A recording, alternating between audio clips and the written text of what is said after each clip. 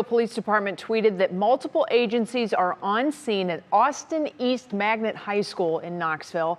The Knox County School Superintendent also tweeted just a few moments ago saying that the school building has been secured and students who were not involved in the incident have been released to their families. He also said they are still gathering information about this tragic situation. That is a direct quote. We will bring you the very latest as we learn more.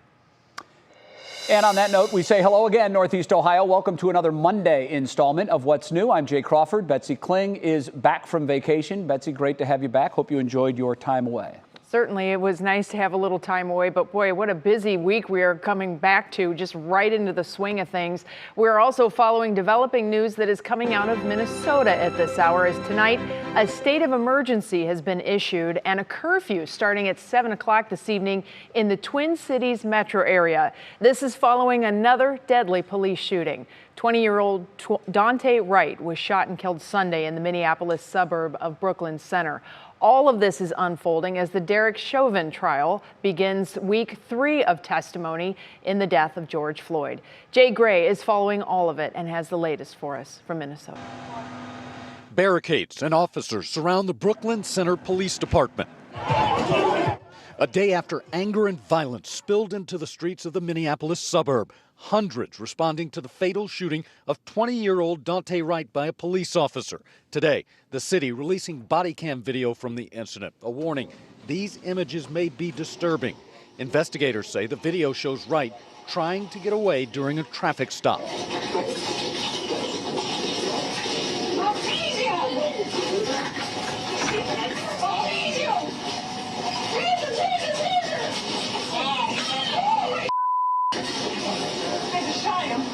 The police chief telling the community his officer made a deadly mistake. It is my belief that the officer had the intention to deploy their taser, but instead shot Mr. Wright with a single bullet. Wright was killed about 10 miles from the intersection where George Floyd died. The tension surrounding the new incident framing what was a pivotal day in the courtroom to begin week 3 of the Chauvin murder trial. Me and George, we grew up together. With pictures from his life entered as evidence, Floyd's brother shares memories and the pain of his family's loss. That's my mother. She's no longer with us right now, but that's my oldest brother, George. I miss both of them. The emotional testimony, part of what's expected to be the closing day for prosecutors. That includes a cardiologist. I believe that Mr. George Floyd's death was absolutely preventable. And an expert on use of force. The high-profile case now set to take a dramatic shift, with the defense getting their turn with the jury. Their presentation expected to continue through the end of the week. The judge indicating this morning we could hear closing statements early next week. Jay Gray, NBC News, Minneapolis. Jay, thanks. Exclusive new details today regarding the obscenity charges that led to the sudden resignation of a local high school football coach. 3 News investigator Rachel Polanski has obtained court documents that reveal how nude photos of a female staffer wound up in the hands of students. When Coventry High School announced the hiring last year of head football coach Mike Zographos, they touted his discipline to shape his young team. Now, Zographos has resigned amid misdemeanor obscenity charges after inadvertently sharing 4 nude pictures of a female staff member with at least 3 of his players. The accusations are laid out in an affidavit from a Summit County detective that 3 News Investigates obtained today.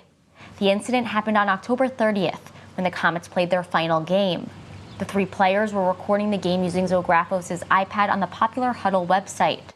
After powering on the iPad, they said they observed 4 pictures of a female staff member naked. Sheriff's deputies only learned of the incident in March. The affidavit says Zographos admitted to having the nude photos on his iPad, while the female staffer admitted to sending the images to the football coach.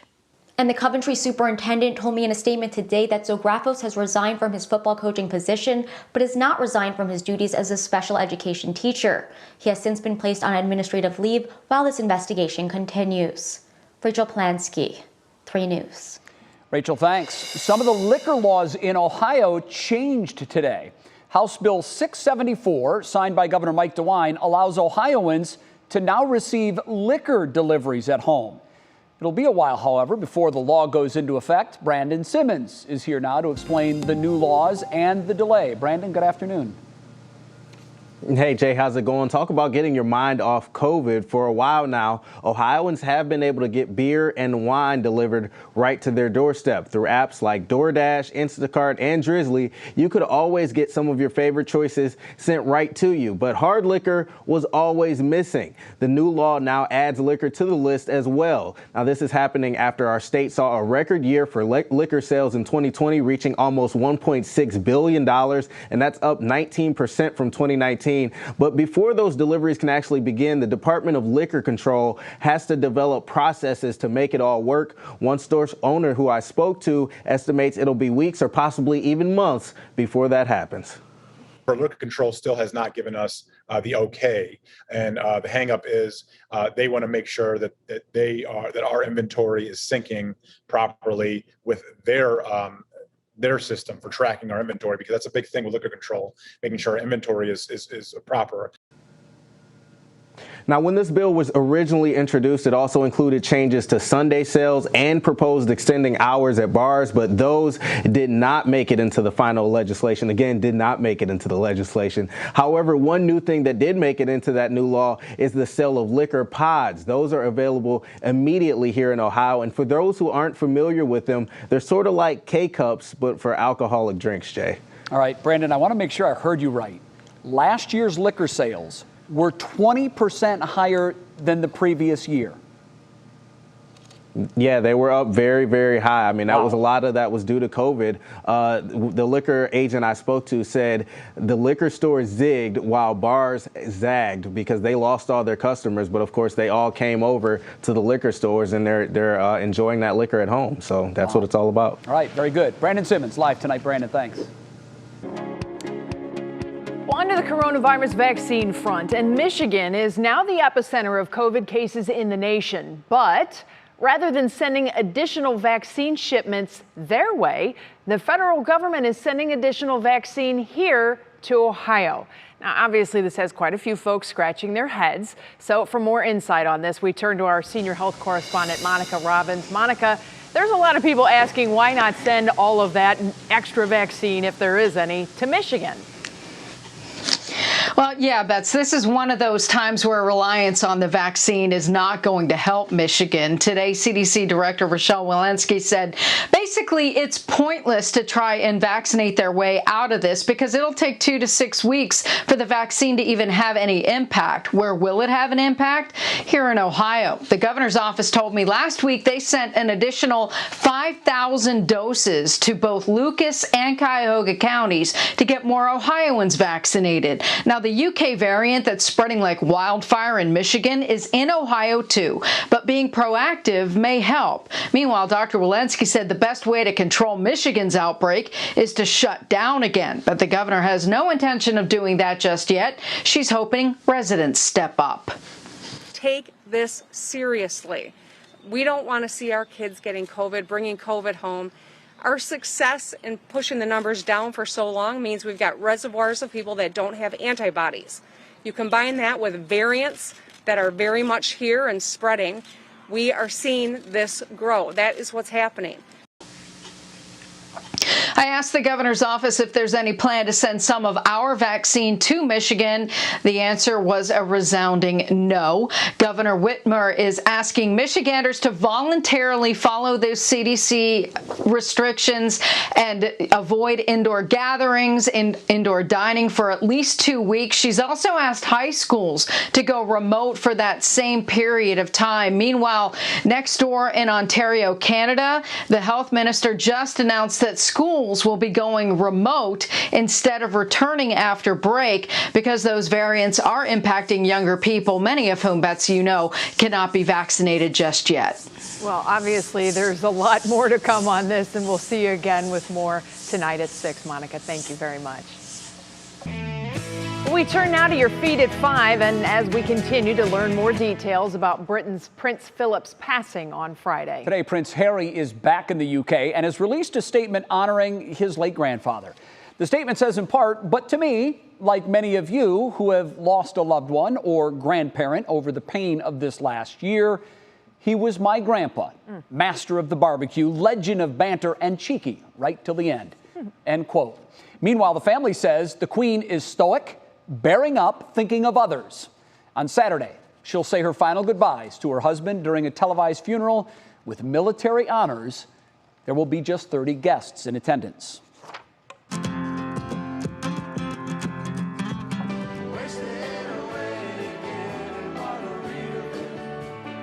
Well, it's not so much Jimmy Buffett variety music, but guess what is coming back? Live music.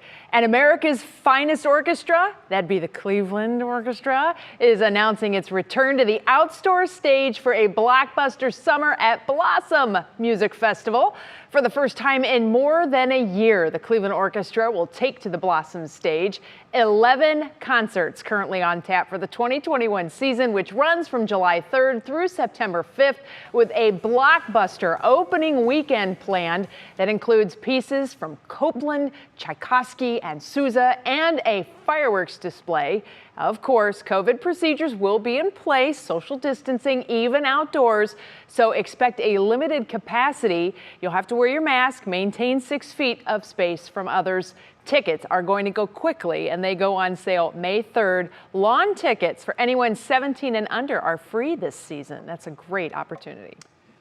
Coming up next on What's New, the NFL Draft, of course, coming to Cleveland. That's a little more than 2 weeks away. We have details about a new campaign already underway to draft out-of-towners to become Clevelanders. Plus, 11 seasons of success, how the cast of the show Shameless ended its final run. That's coming up in your pop break.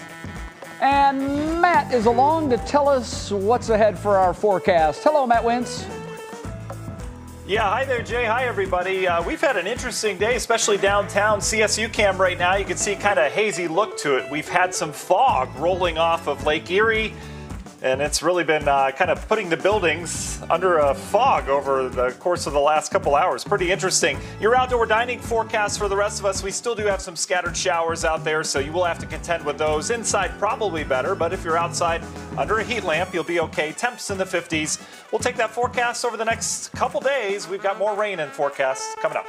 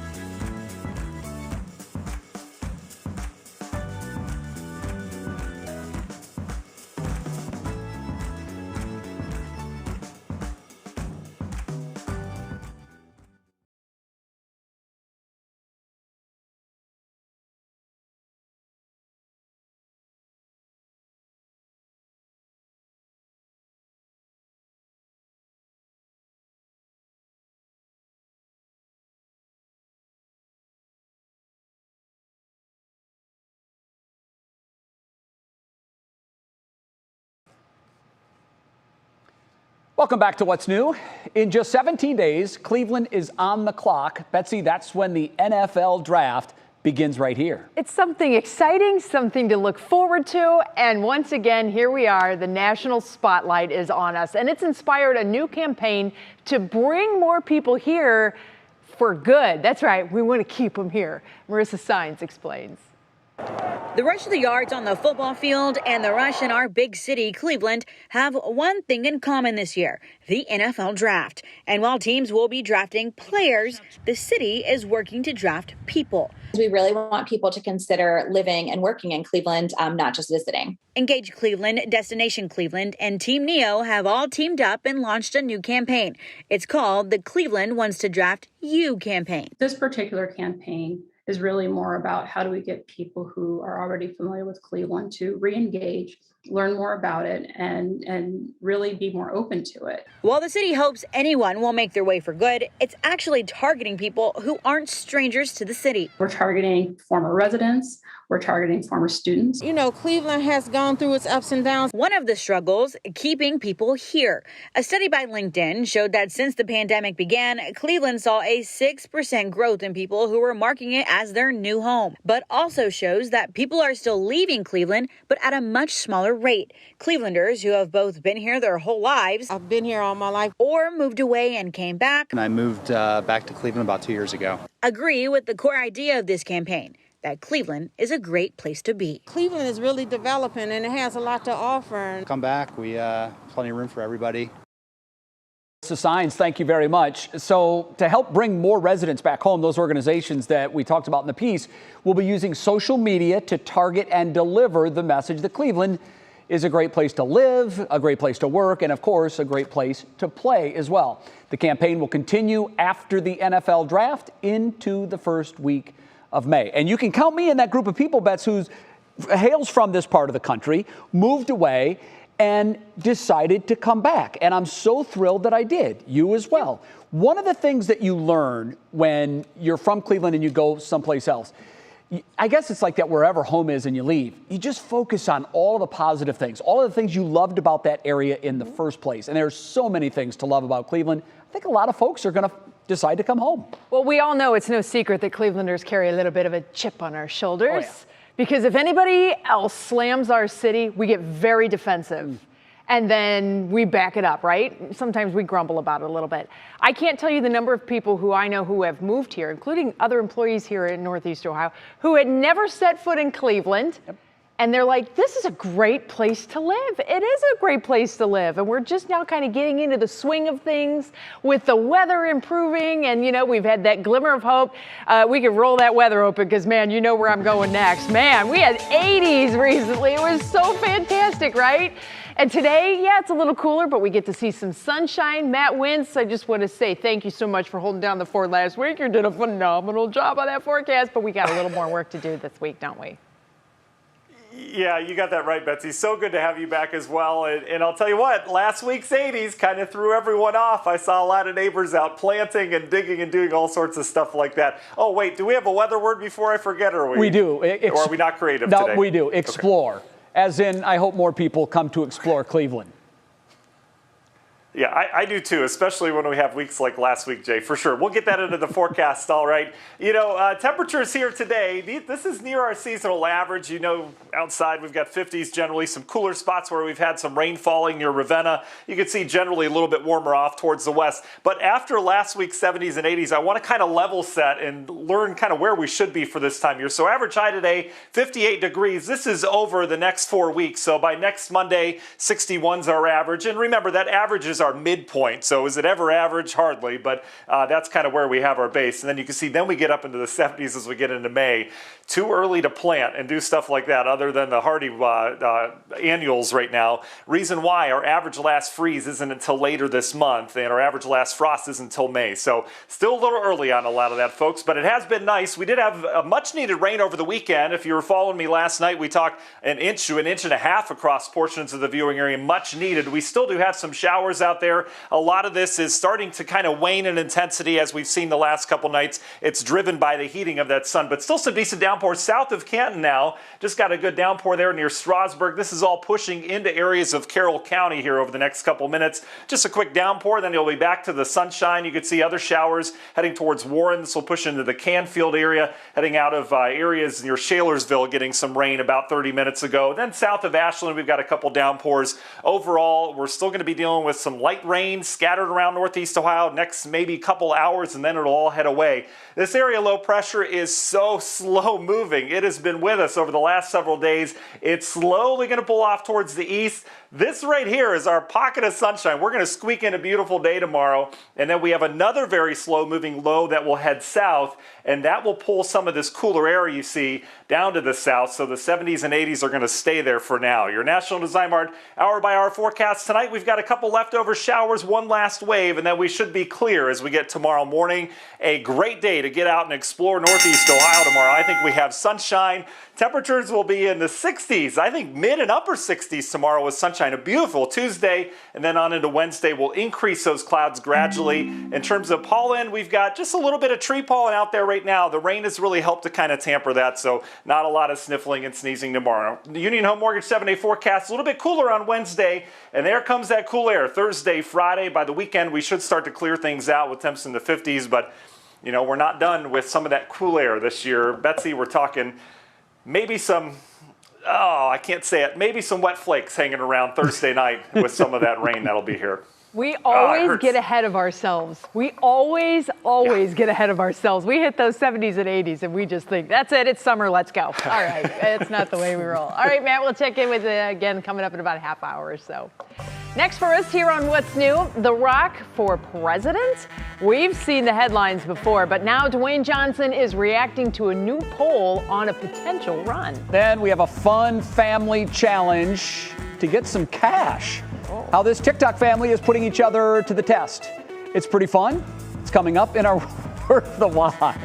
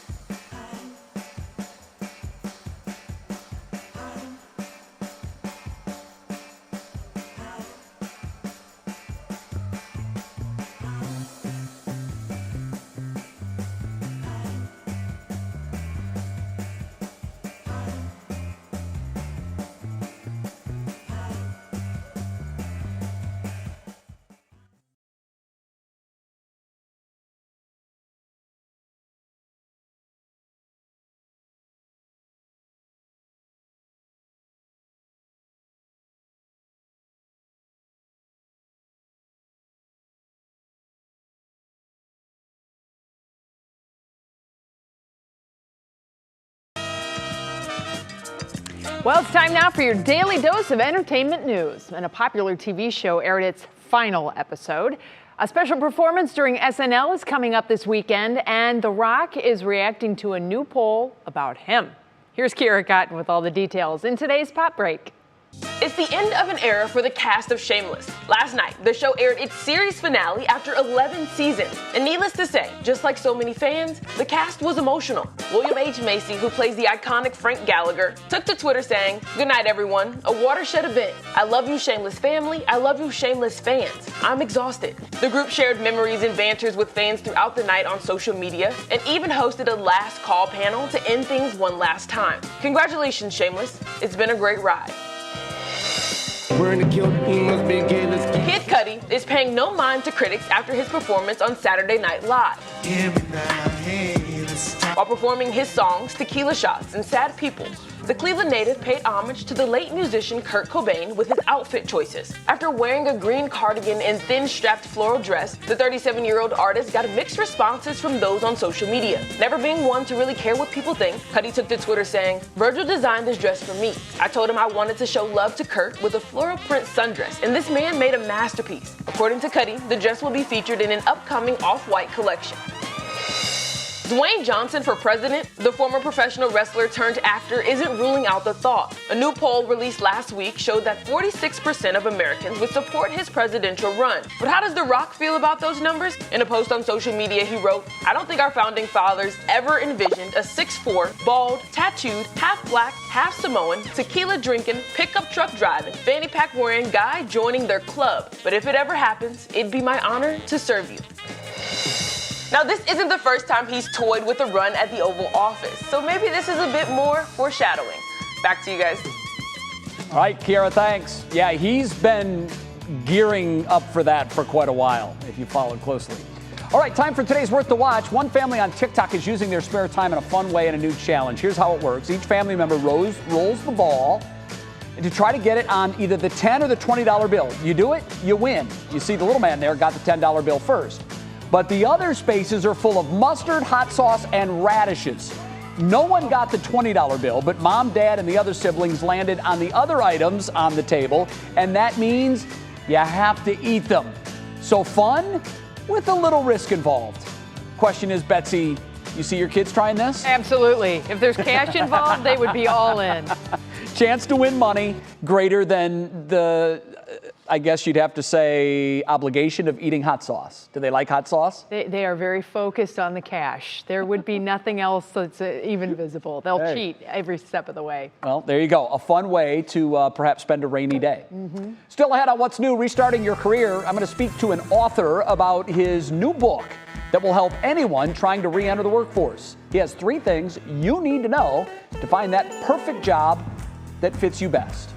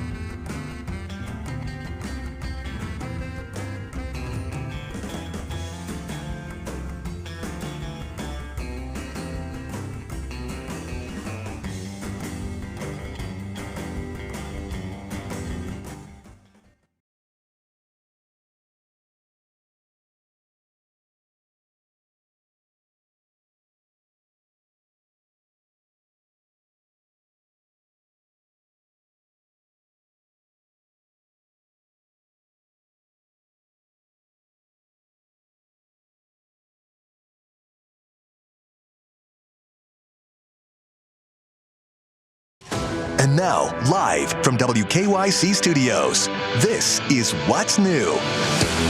Welcome back to What's New at this 5:30 half hour on this beautiful Monday afternoon. I'm Betsy Kling alongside Jay Crawford. And Jay, I'd like to know, since you are Mr. Outdoorsy and yard and garden guy, Yes. did you get out and do anything in the yard? Absolutely. Mowed the lawn over the weekend. Wow. Yeah, because it's with all the rain and the sun and the warm weather, it's been growing. So it was screaming at me, cut me, cut me. I couldn't wait. You know, that first cut of the year is one of my favorites. Right. It's so pretty. And, Oh, yeah. Yeah. So the lawn's looking good thanks to all the rain that we've had recently, and everything's looking good. Many more cuts to come, I'm sure. Many more. We'll have Matt Wentz along in just a few minutes with an update on the forecast coming up. We're going to begin this half hour, though, with three things that you need to know. Curfews have been issued as tension and crowds are growing near Minneapolis tonight after a young black man was shot and killed by police in suburban Brooklyn Center. That's about 10 miles from where George Floyd died last summer. 20-year-old Dante Wright died following a traffic stop Sunday, and police say the officer who fired meant to get the taser, not the gun. Meanwhile, emotional testimony in the courtroom today during week 3 of testimony in the Derek Chauvin murder trial for George Floyd. Floyd's brother took the stand, and what's expected to be a closing day for prosecutors. Then the defense, of course, would take their side to the floor. Developing now also, the police in Knoxville, Tennessee say multiple people have been shot at a high school, including a police officer. Knoxville Police Department tweeted out that multiple agencies are on scene at Austin East Magnet High School. And the Knox County Superintendent also tweeted saying that the school building has been secured and students who were not involved have been released. He also says that they're gathering information. Our sister station, WBIR in Knoxville, said that KPD, Knoxville Police Department, said one male is dead and an officer is recovering from non-life-threatening wounds after an officer-involved shooting at the school.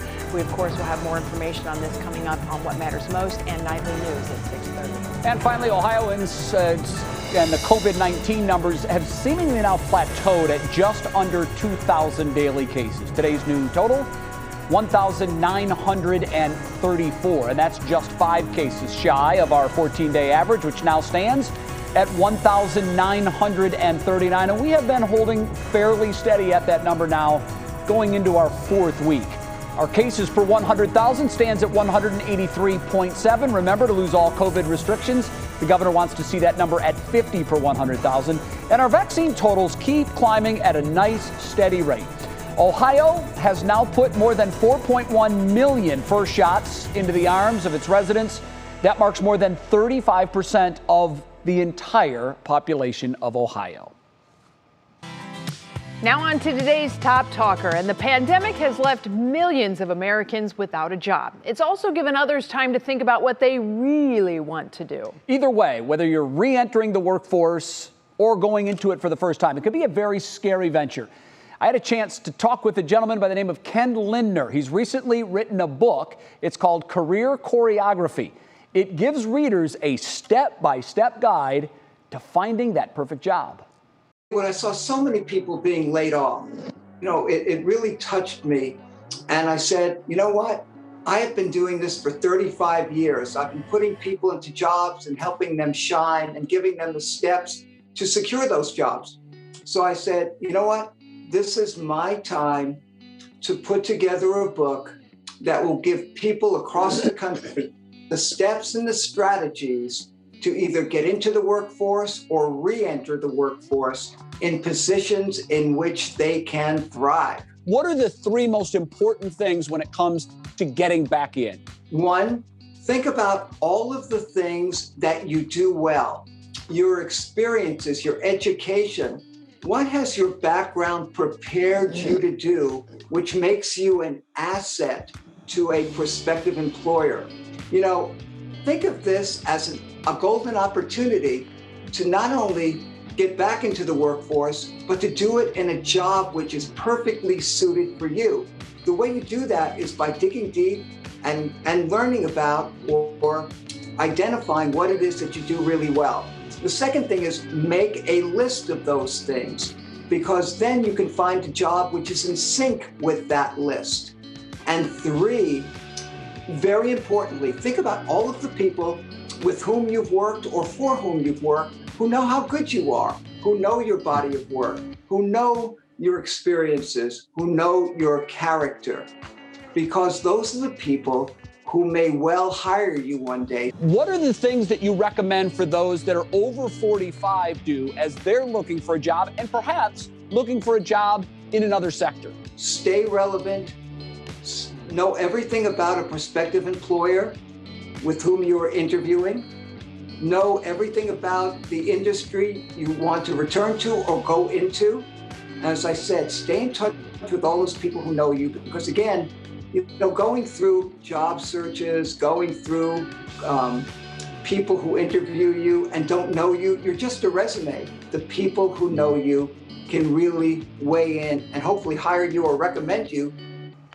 Okay, again, the book is called Career Choreography. Ken Lindner is the author, and it's already on the Amazon bestseller list. I also asked Ken about college kids, Betsy, who are searching for their first jobs, just entering the workforce. He said, you've got to figure out what sets you apart from all of the other young graduates that are entering the workforce, whether it's your education or your work experience. He added that you need to show your passion, your commitment, and your knowledge about both the industry that you're looking for work in, as well as the company that you are applying with. Betsy, one more thing that I hope gives our viewers some hope moving forward, and this was an incredible story. He told me how his dad was laid off from his job at 66 years old. He'd worked many years for Sears. So what happened was Ken tried to remotivate his father. Look, you're never too old. Go out there and find another job. 3 years later, after never giving up, he was hired by TJ Maxx. He was 69. Betsy, he went on to work 30 more years with TJ Maxx, and he retired at 99 years old. Now that is a great story. I love that story. It's a phenomenal It story. really is. And it just goes to show never give up, right? Yeah, And absolutely. College kids right now, they are getting ready to, push those resumes as quickly as they can. They're going to be looking. So if you know a college kid or, you just want to make sure you give them a little extra push, stay with it, stay strong. Don't give up. Keep that encouragement going because they're going to need it for sure. They certainly will. Well, still ahead this half hour on What's New, helping grieving families. The new program launching today to help lessen the burden with funeral expenses for COVID-19 victims. And deal delay. Details on Jadeveon Clowney's second visit with the Cleveland Browns that was expected to happen today. We've got the scoop next in Clicking in Cleveland. And Save Our Sauce is getting cheesy this week. Perfect timing, ha ha ha. We're featuring the best pizza spots in town. And we start with Noche in Chardon. You can get traditional margarita pizzas here and the unconventional Thai shrimp pizza.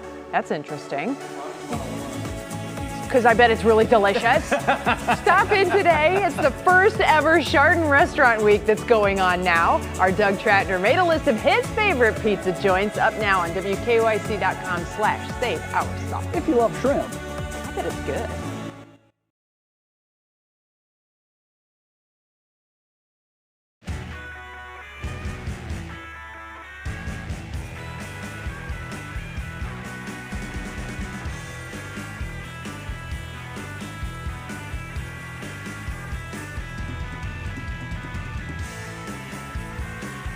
Got it, okay.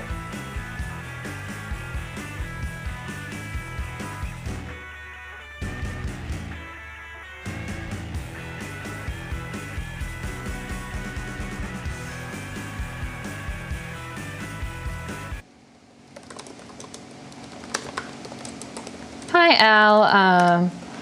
Looks like Jadeveon Clowney will be here on Tuesday night.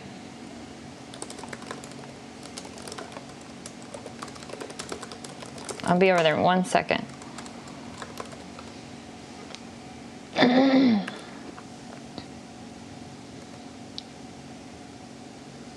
National Insider for NFL Network, NFL Networks.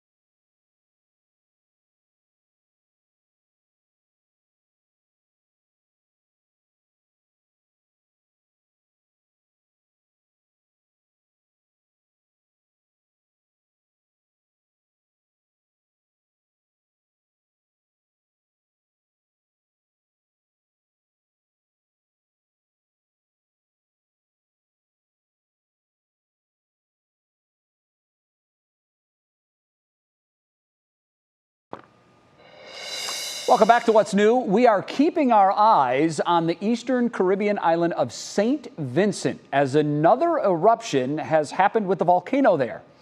Betsy, I know you're into this story. Today, a massive amount of ash and hot gas took over the island.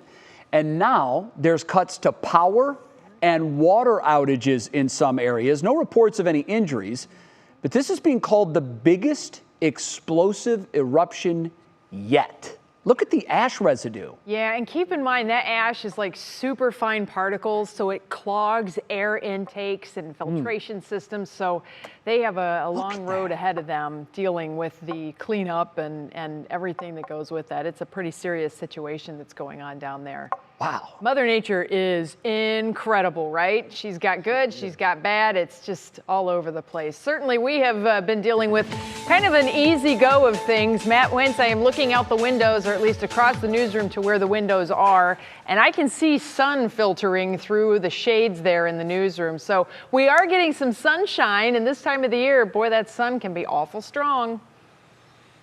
Yeah, Betsy, it certainly can, and you hit it on how just wide-ranging temperatures can be this time of year. In March and April and May, we start to bottom things out, but that sun makes all the difference in terms of highs and lows this time of year. So speaking of wide-ranging, so far for April, look at the difference between our warmest temperature, 83 degrees, just last week, and our lowest temperature, 25 was our low on April 2nd. Quite a wide range, right? Well, today, no exception, right? We were at 60 and 49. That's not a big deal. Averages sitting at 58, 39, but look at the records. 82, the warmest we've been today, the coldest back in 1939, as cold as 20. So you just never know what you're going to get this time of year. And over the last 10 days, boy, it certainly has been up and down. Look at the 80s that we were dealing with last week, a lot of 70s as well, 60 today. Today, kind of the transition day. We're going to head back to the 50s, even some 40s. And even some 60s in the forecast next week, but gone are those 70s. Big reason for that is the jet stream, the driver of the air masses. Last week we had a jet that was coming right out of the Gulf of Mexico. We had a nice ridge in place. This week, not so much. Really, the jet stream's very weak right now across the country. There's not a lot of driving force from west to east. So we've got this cutoff low, these very slow-moving, wobbly lows that's going to be with us over the course of the next week. And then you can see, we call this a trough when it kind of digs down. We're kind of stuck in the troughiness as we get into the next week as well. So no big warm-ups in sight.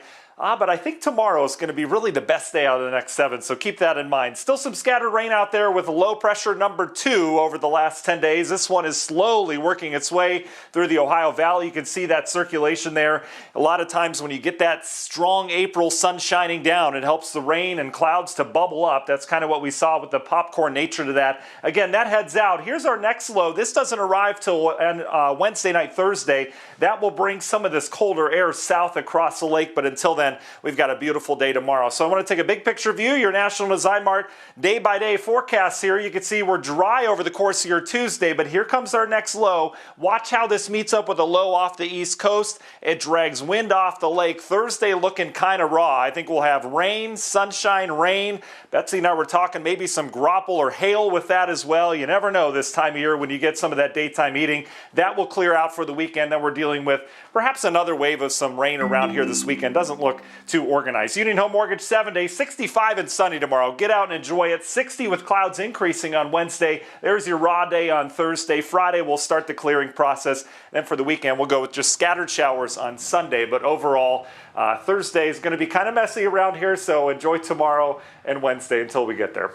You put it out there. Grapple, hail, snow, rain. We get it all. That's one heck of a 7-day forecast. All right, Apocalypse. Matt. Thank you. Yeah. We'll see you coming up tonight at 7. Jay.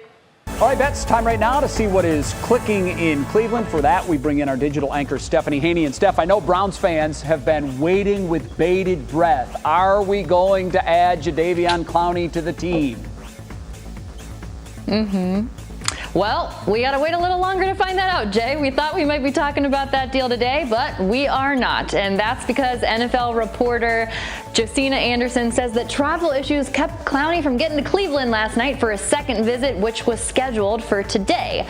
Now, NFL Network's Ian Rappaport says he'll fly here on Tuesday and meet with the team on Wednesday. So we will keep you posted. 2021 NFL Draft Fun will include a movie premiere here at our Greater Cleveland Aquarium. Now, this is a different kind of NFL documentary. It's called 100 Yards of Hope, and it's about restoring a coral reef the size of a football field leading up to Super Bowl 54 in Miami. Now, this is part of the NFL's Green Initiative with Force Blue. This is a team of retired special ops military divers that are dedicated to saving our barrier coral reef. This will screen on Tuesday, April 27th, and we have the link to watch for free from home at WKYC.com. And our Doug Tratner is personally answering my prayers this week with a Save Our Sauce roundup of the best pizza places in Northeast Ohio. I'll tell you just a few of them. Salted Dough in Broadview Heights is a must-try. The specialty here is brick oven-fired pizzas, and they have amazing gnocchi. Chatty's Pizzeria is what's new in Bay Village. It's run by Matt Harlan, who worked for a long time with Chef Michael Simon, so you know, this is a good one. And Collinwood is one of the lucky few neighborhoods where you can find a Citizen Pie pizza shop. A husband and wife team from Lithuania serve up Neapolitan-style pizza here in Ohio City and downtown. Now, I have had their vegan slice. It is very good. And I've got to throw in another one here, Jay and Betsy, because I do love my pizza. Down in Canton, Pizza Oven Pizza. It is so good that they will FedEx it overnight to you, and I have done it in both New York and LA because it is that good. Wow. What are your favorites? That must be good. Betsy, you'll remember this, Pisanello's in Bowling Green. Pisanello's. I worked at Miles Pizza Pub. I used to have Pisanello's send ingredients to me in New Jersey, and I would make my own. My favorite, though, Deloro's Pizza. Yes. In nearby Chagrin Falls, Bainbridge area. I'm a Luigi's Akron girl. You Ooh, cannot that's take the Luigi's away from me. I love it. Very good. Now I'm hungry. I know. Thank you, Steph. We'll see you tomorrow. Next on What's New this Monday. We know how stressful scrambling to plan and pay for an unexpected funeral can be. But just ahead, the story of how one family is getting help through FEMA and the impact the changes could have on you as well. And later, taking Barbie to a whole new level. How one woman is using her talents to create a career and encouraging other females to do the same. I'll tell you what, it's a really good career option. Super.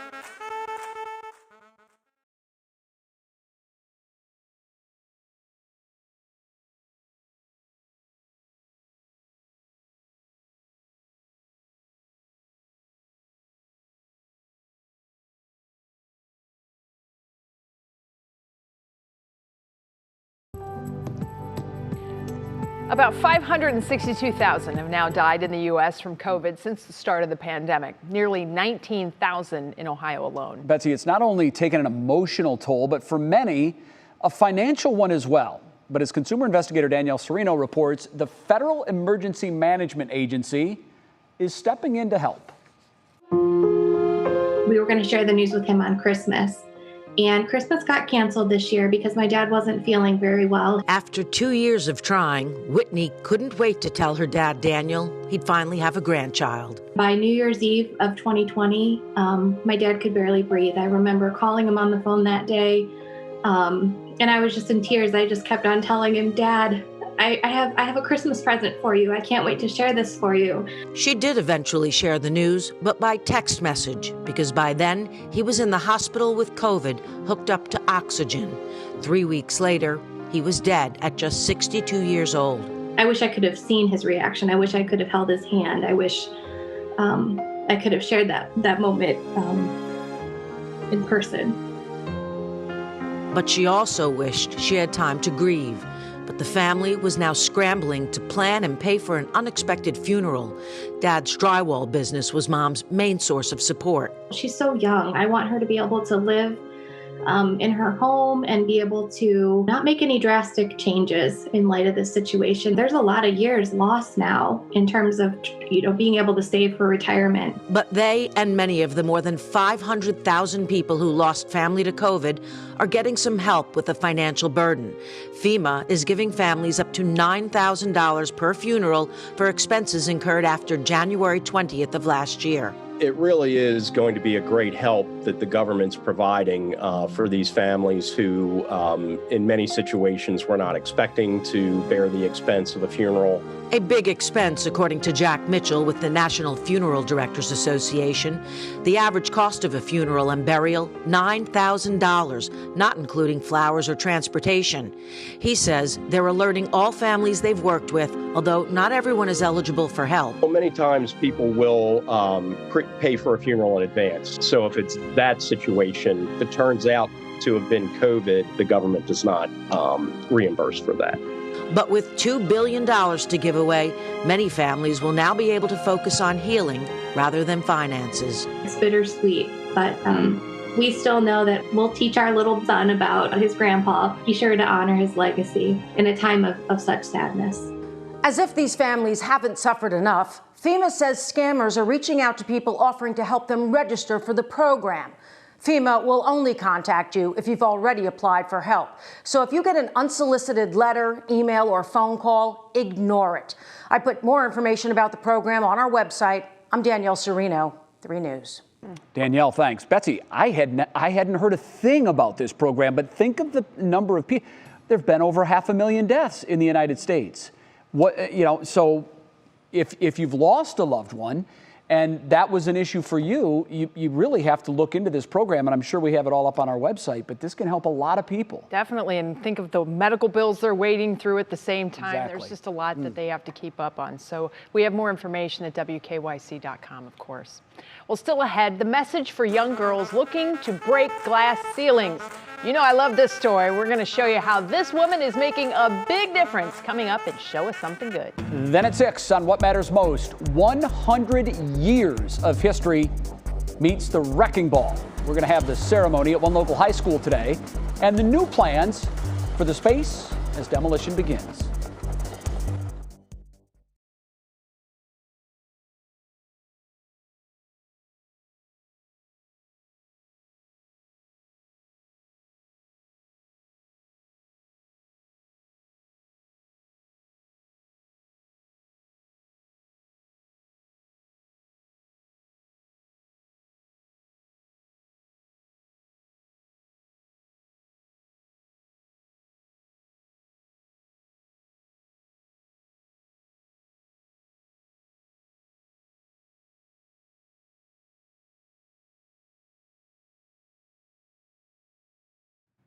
Subodh Chandra. Hey, mic check. Hey, Al, how are you? Mic check 1, 2, 3. I'm Laura Queso. Thanks so much for joining us.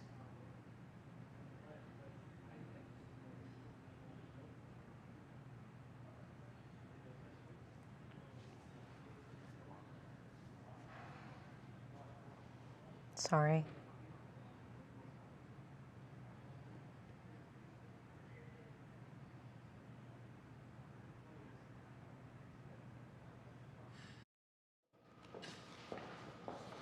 Hi, Al. How are you? Testing 1, 2, 3, 4. Hello, hello, hello. Thank you. Good evening. I'm Russ Mitchell. I'm Laura Queso. We begin tonight with breaking news in Tennessee.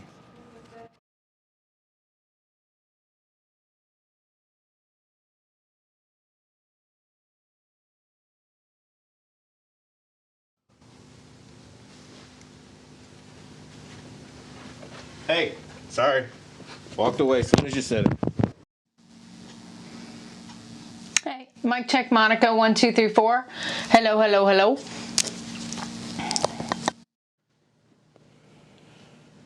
Check 1, 2, 3. Good deal. Check 1, 2, 3. Brandon's microphone talking about liquor.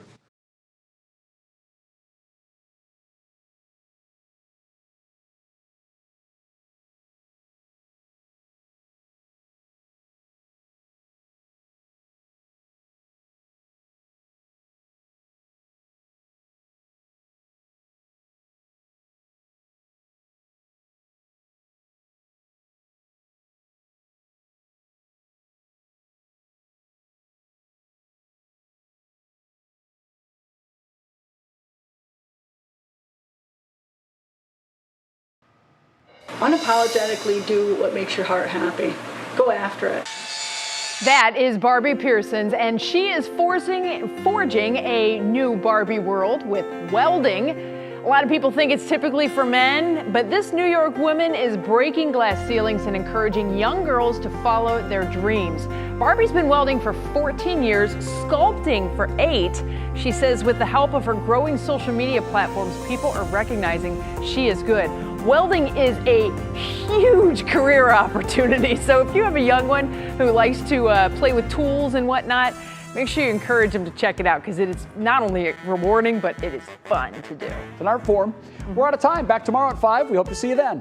What Matters Most with Russ and Laura starts right now. Now at 6, tensions rise again in Minnesota.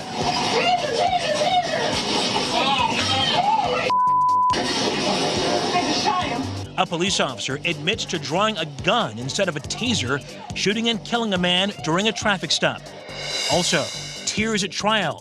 Emotions run high as George Floyd's brother talks about life without him as the defense gets set to take the stage in the Derek Chauvin murder trial. More vaccine, please. Rather than taking vaccines and shifting it to playing whack-a-mole isn't the strategy that public